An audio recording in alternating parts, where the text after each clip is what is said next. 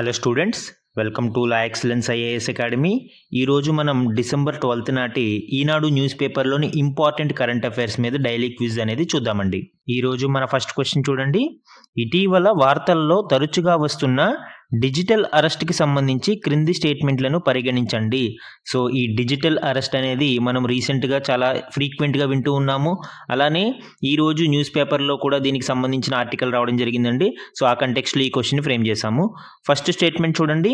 స్కామర్లు చట్టాన్ని అమలు చేసే ఏజెన్సీల అంటే సిబిఐ, ఈడీ, పోలీస్ ఎక్సెట్రా అధికారులను అనుకరిస్తూ బాధితులను మనీ లాండరింగ్ లేదా మాదక ద్రవ్యాల అక్రమణ రవాణా వంటి తీవ్రమైన నేరాలకు పాల్పడినట్టు బెదిరించి డబ్బులు వసూలు చేసే సైబర్ క్రైమ్ యొక్క ఒక రూపమే digital arrest. Yes, first statement correct అండి.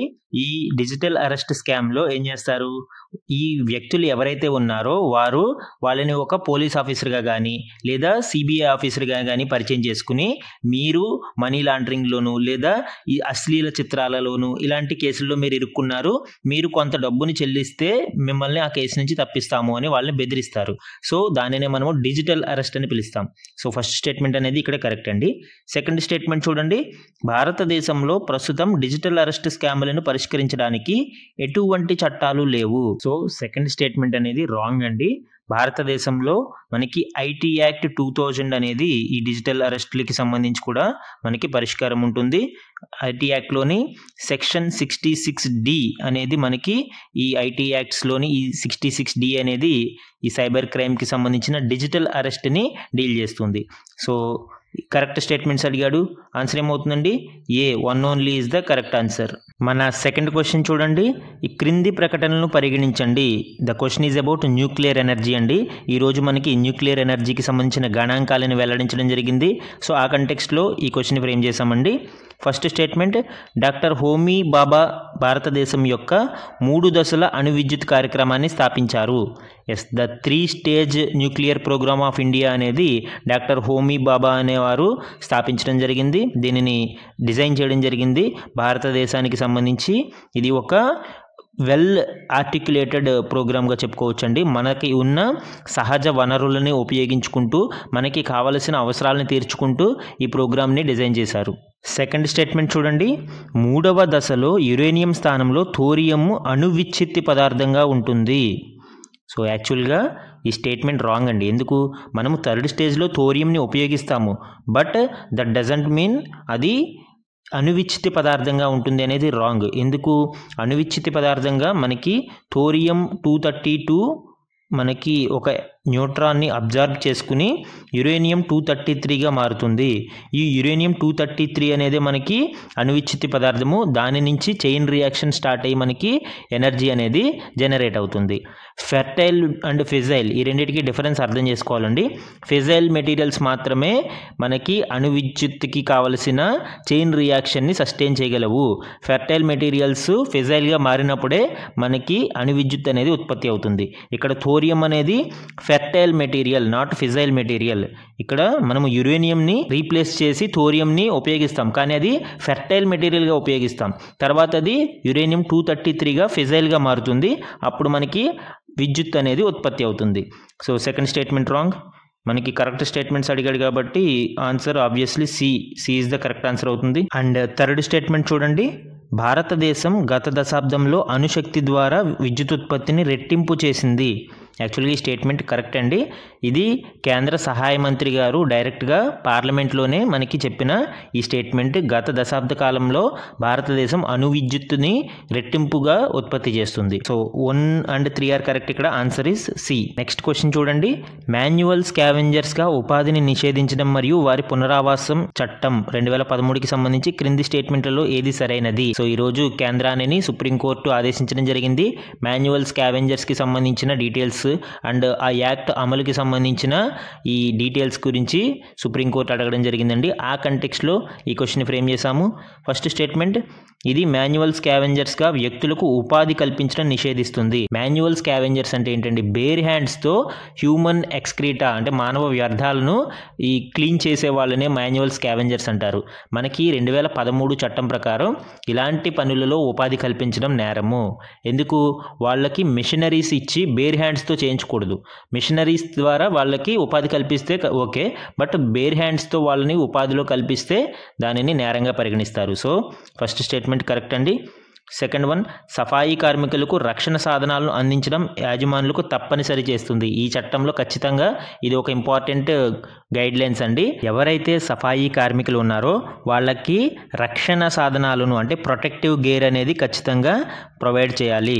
సో ఇది సెకండ్ స్టేట్మెంట్ కూడా మనకి కరెక్ట్ ఇక్కడ. అండ్ థర్డ్ స్టేట్మెంట్ చూడండి, ఈ చట్టం కింద మాన్యువల్ స్కావెంజింగ్ గుర్తించదగిన అంటే కాగ్నిజబుల్ మరియు నాన్ బెయిలబుల్ నేరంగా పరిగణించబడుతుంది. ఎస్, ఈ స్టేట్మెంట్ కరెక్ట్ అండి. మనకి ఈ యాక్ట్ ప్రకారం ఎవరైనా ఈ యాక్ట్ని వైలేట్ చేస్తే దానిని నాన్ బెయిలబుల్ గాను మరియు కాగ్నిజబుల్ వైలెన్స్ గాను గుర్తిస్తారు. So all the given statements are correct మనకి ఇక్కడ. సో ఆన్సర్ ఏమవుతుందండి? D is the correct answer. మన నెక్స్ట్ క్వశ్చన్ చూడండి, విదేశీ సంస్థాగత పెట్టుబడులకి సంబంధించి ఈ క్రింది స్టేట్మెంట్లను పరిగణించండి. సో ఈరోజు ఈ ఎఫ్ఐఐకి సంబంధించి ఇంపార్టెంట్ గణాంకాలు ఇవ్వడం జరిగిందండి. వృద్ధి అనేది మనకి 25,000 కోట్ల వరకు ఈ ఎఫ్ఐఐ పెట్టుబడులు లభించాయని తెలియజేస్తుంది. సో ఆ కంటెక్స్ట్లో ఈ క్వశ్చన్ని ఫ్రేమ్ చేశాము. ఫస్ట్ స్టేట్మెంట్ చూడండి, ఒక కంపెనీ యొక్క 10% కంటే ఎక్కువ షేర్లలో విదేశీ పెట్టుబడిని విదేశీ సంస్థాగత పెట్టుబడిగా వర్గీకరిస్తారు. సో యాక్చువల్గా స్టేట్మెంట్ 1 అనేది రాంగ్ అండి. ఎందుకు?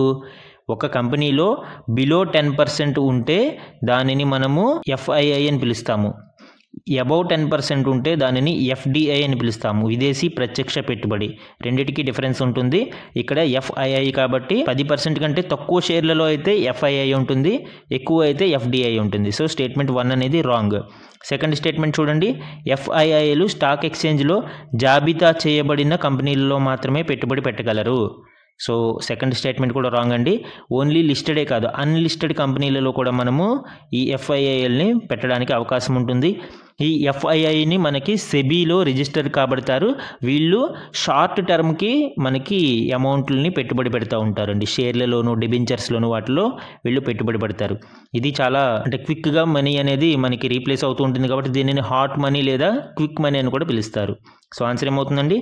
Both, neither 1 nor 2. Answer D is the correct answer. ఇది యాక్చువల్గా ప్రీవియస్ యూపీఎస్సీ క్వశ్చన్ అండి. సో దీనిని పిక్ చేసుకోవడం జరిగింది. ఈరోజు మన లాస్ట్ క్వశ్చన్ చూడండి, ఇటీవల వార్తలలో ఉన్న ఛాంపియన్స్ ఆఫ్ ద ఎర్త్ అవార్డుకి సంబంధించి క్రింది స్టేట్మెంట్లో ఏది సరైనది కాదు? సో ఇన్కరెక్ట్ స్టేట్మెంట్ గురించి అడుగుతున్నాడండి. సో ఫస్ట్ స్టేట్మెంట్ చూడండి, ఇది యుఎన్ యొక్క అత్యున్నత పర్యావరణ గౌరవం. సో ఎస్, స్టేట్మెంట్ 1 అనేది కరెక్ట్. యునైటెడ్ నేషన్స్ యొక్క అత్యున్నత పర్యావరణ పురస్కారము, దీనిని ఛాంపియన్స్ ఆఫ్ ద ఎర్త్ అవార్డుగా పిలుస్తాం మనము. So first statement correct. Second one, ఇది యునైటెడ్ నేషన్స్ ఎన్విరాన్మెంట్ ప్రోగ్రామ్చే ప్రదానం చేయబడుతుంది. UNEP, United Nations environment programme, దీనిని 2005లో స్థాపించిందండి. అప్పటి నుంచి ఇది ప్రతి సంవత్సరం పర్యావరణ వికాసానికి, పర్యావరణ పరిరక్షణకి కృషి చేస్తున్న వ్యక్తులకి ఇది ప్రదానం చేస్తూ ఉన్నారండి. వ్యక్తులకి మరియు సంస్థలకి కూడా ఈ అవార్డుని ఇస్తారు. థర్డ్ స్టేట్మెంట్ చూడండి, భారతదేశపు అనుభవజ్ఞుడైన పర్యావరణ శాస్త్రవేత్త మాధవ్ గాడ్గిల్ 2024కి ఛాంపియన్స్ ఆఫ్ ద ఎర్త్ అవార్డుకి ఎంపికయ్యారు. సో యాక్చువల్గా ఈ కంటెక్స్ట్లోనే మనకి ఈ వార్త న్యూస్లో ఉందండి. భారతదేశపు రెనౌండ్ ఎకాలజిస్ట్ అయిన మాధవ్ గాడ్గిల్ గారికి రీసెంట్గా ఈ champions of the earth award లభించింది. సో మనకి థర్డ్ స్టేట్మెంట్ కూడా కరెక్ట్ ఇక్కడ. ఫోర్త్ స్టేట్మెంట్ ఆబ్వియస్లీ ఆన్సర్ అవుతుంది. ఇక్కడ చూడండి, ఇప్పటి వరకు ఈ అవార్డుని సాధించిన ఏకైక భారతీయుడిగా మాధవ్ గాడ్గిల్ చరిత్ర సృష్టించారు. ఓన్లీ ఏకైక, ఎక్స్ట్రీమ్ స్టేట్మెంట్. సో రాంగ్ అండి. యాక్చువల్గా 2018లోనే నరేంద్ర మోడీ గారికి లభించింది. అండ్ 2022లో పూర్ణిమ ఎన్విరాన్మెంటలిస్ట్ ఆవిడకి కూడా ఈ అవార్డు అనేది లభించడం జరిగింది.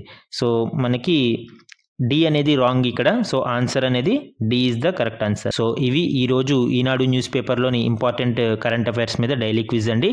Thank you for watching.